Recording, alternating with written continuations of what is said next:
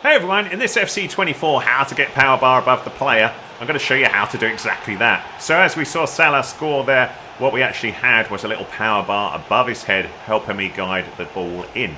So to change this is pretty easy. We'll just have a little look at that again. Look at the replay, man. Lovely, lovely bit of skill there by Salah. Anyway, hit the pause button and then go over to settings to adjust this. When you're inside settings, have a little look at game settings and then a right button or R1 over until you're on visual. And I'll show you the difference between mine and the default. I have the HUD set to indicator, which gives that little power bar above the player, which is exactly what you wanted.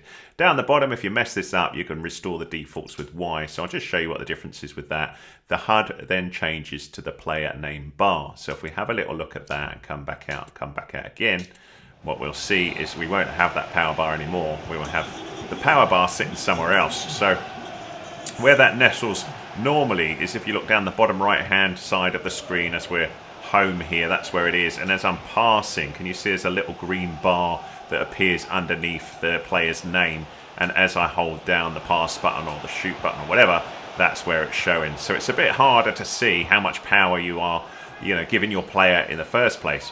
Now that mode also has some other things as well, and some of them are a little bit frustrating. So if we have a little look at the settings again, I was hoping they would update this a little bit for FC24, but I guess not. So we go back into the settings and the visual. So you've basically got this option of player name bar or indicator. If you go with the indicator like we had, what you can have appear above your player is the player name or the player number, so either one of those. You can also change the indicator size. So if we look just down there, it's small or large.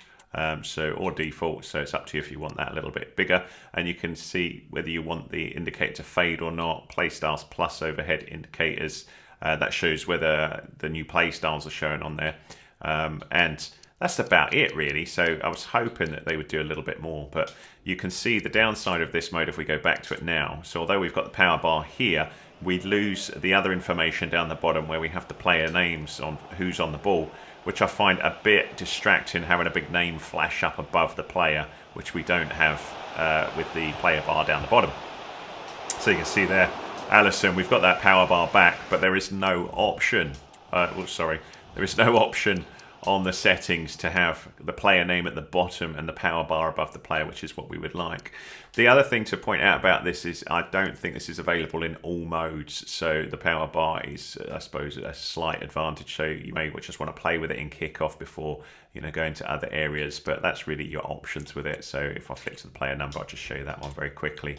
But there is no ideal mode, I suppose, which shows both. So if we just get the throwing going.